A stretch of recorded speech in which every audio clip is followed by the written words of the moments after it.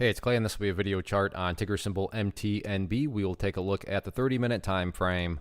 Real quick, what do I mean by 30-minute in case maybe you're new to charts? Instead of each one of these candlesticks here, as they're called, representing 1 day's worth of price action, which is what you would normally see, each one represents 30 minutes. So all this here may look like several days worth of time. It's actually today's price action broken down into 30-minute time slices.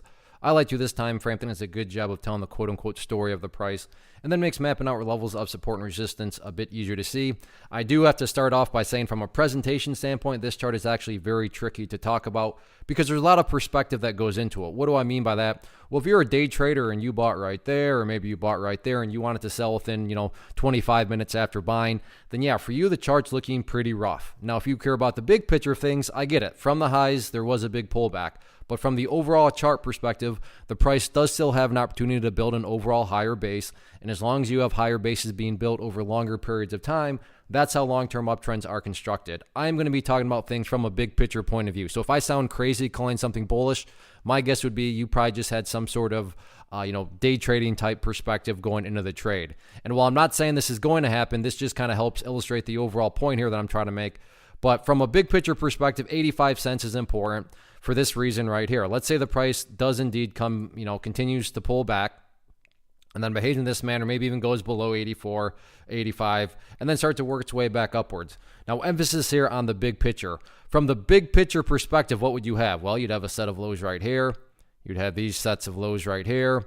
You'd have those lows down there. If you picture each one of those as stair steps, well, then from the big picture, you would still very clearly have stair steps progressing in the upwards direction. And again, that's the name of the game. That's what a truly strong move is going to do over time. It's going to make progress forward. And right there around the 85 to 80 cent mark is kind of the quote unquote progress point.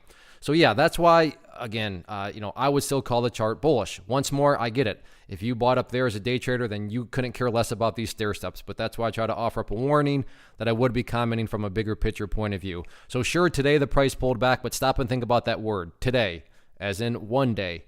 Looking at multiple days, which is what we're doing here, the price still has plenty of opportunity to build a higher low. So let's see if the bulls can get that job done or not.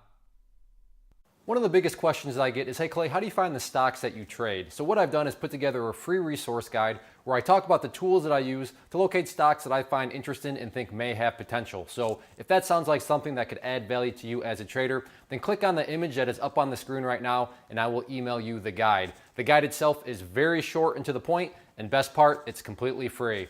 Thanks for watching the video. Let me know if you have any questions.